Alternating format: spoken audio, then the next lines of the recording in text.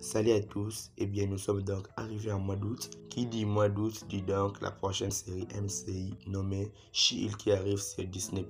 Avant d'aller voir la série, voici donc des trucs que tu dois savoir avant d'aller voir la série. Je suis Jonathan Geek, j'ai publié des vidéos sur l'univers Marvel chaque jour. Abonne-toi pour être au rendez-vous de mes nouvelles vidéos. C'est parti!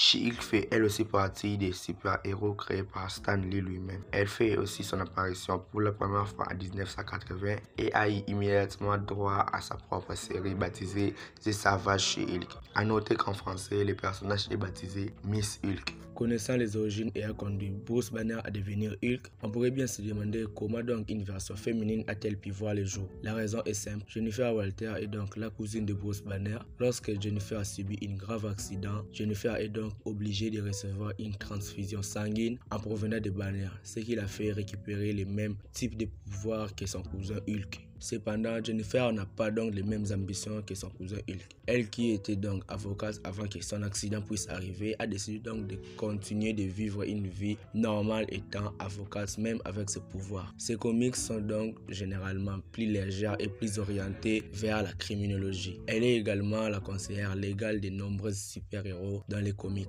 La série She-Hulk Avocate sera composée donc de 9 épisodes d'environ 30 minutes. Et à la fin de chaque épisode, on aura donc des caméos de personnages importants dans l'univers du MCU. La série sera diffusée sur Disney+ à partir du 17 août 2022. Et on aura donc droit à un nouvel épisode chaque mercredi.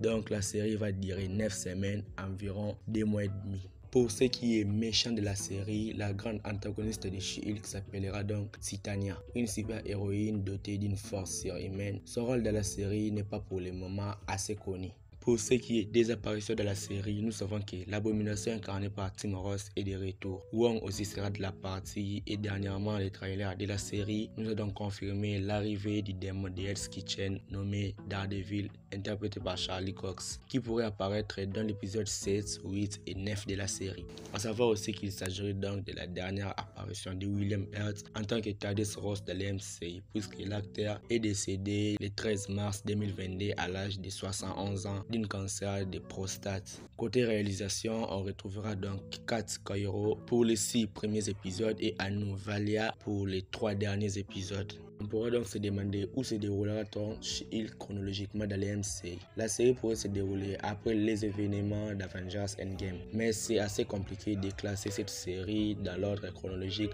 tant que la série n'est pas sortie. Dans les trailers, il y a certains moments où nous pouvons voir Banner dans son état de fusion avec Hulk comme dans Avengers Endgame, et dans d'autres moments nous pouvons le voir sous sa forme humaine avec les bras blessés comme dans She-Hulk. Dans cet ordre chronologique, nous ne pouvons donc pas les classer officiellement, donc à savoir ce que le MCU va en faire après avoir vu la série.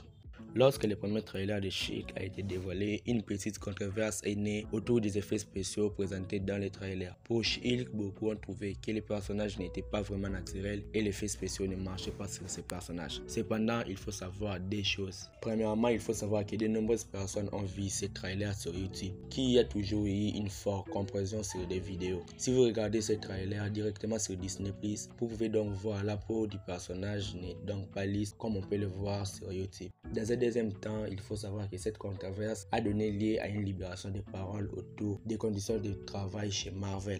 Les artistes qui travaillent sur les effets spéciaux, on les accorde peu de temps pour faire un travail beaucoup trop fort, ce qui donne des résultats pas assez bons qu'on les attendait. Ce qui explique que les effets spéciaux des derniers films Marvel, même au cinéma, ne sont pas parmi les meilleurs de l'industrie comparant aux précédents programmes.